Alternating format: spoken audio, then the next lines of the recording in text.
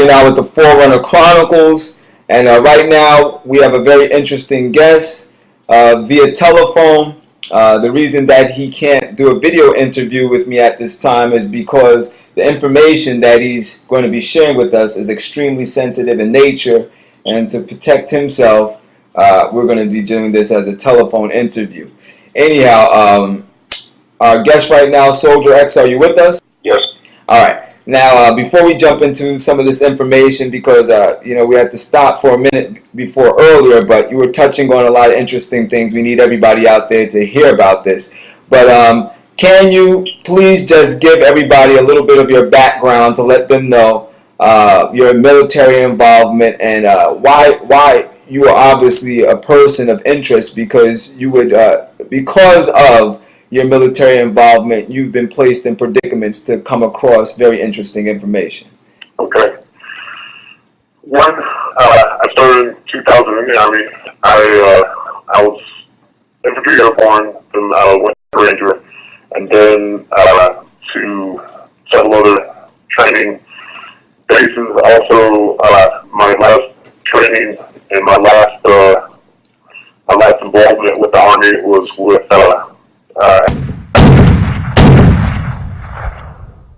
you ask me why am I interested in getting this information out?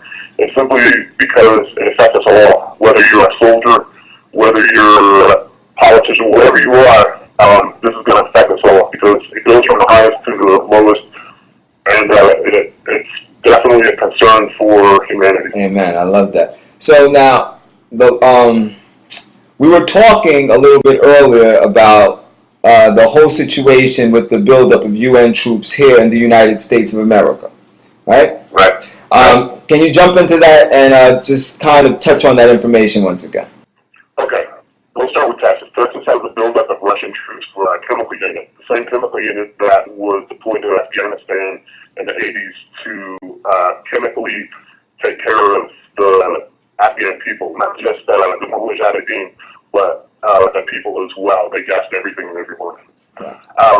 In Fort Bragg, there was a buildup of German troops, and they're basically just sitting and waiting. And then in Florida and Everglades, there's about 20,000 Chinese troops.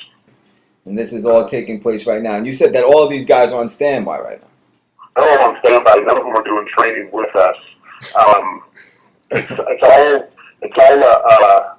standby for them when the superhighway that they have going from Canada down to Mexico is implemented, and when all the highways are interlooped with each other to make people, go back to where the origin of where they came from.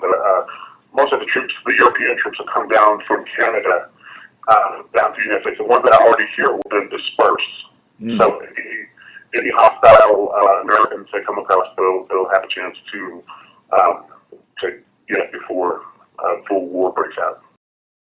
It's the plan to build a massive superhighway, the Trans-Texas Corridor, the NAFTA Superhighway, which will run from our border with Mexico across Texas, and that superhighway intended to go all the way up to Canada. Bill Tucker has the report. It's known as the TTC, the Trans-Texas Corridor, I-69, or just the NAFTA Superhighway. 1, 2, 3, 4. It's highly controversial. The proposed route from Laredo, Texas to Texarkana, Texas would be a 4,000-mile network of new toll roads with truck and car lanes, rail lines, pipeline, and utility zones. Its projected cost, $183 billion over 50 years.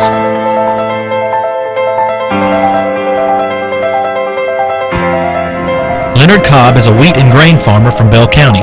His operation sits just outside Rogers, Texas, and in the middle of one of the proposed paths of the now defunct Trans-Texas Corridor. Even though the Texas Department of Transportation says the TTC is officially dead, Cobb is leery about their revised plans. When you look at the plan that's out there, really nothing's really changed that much. But basically they're saying 600 feet instead of 1,200 feet, but I don't know if anybody's ever walked off 600 feet somewhere, but that's still a pretty wide road.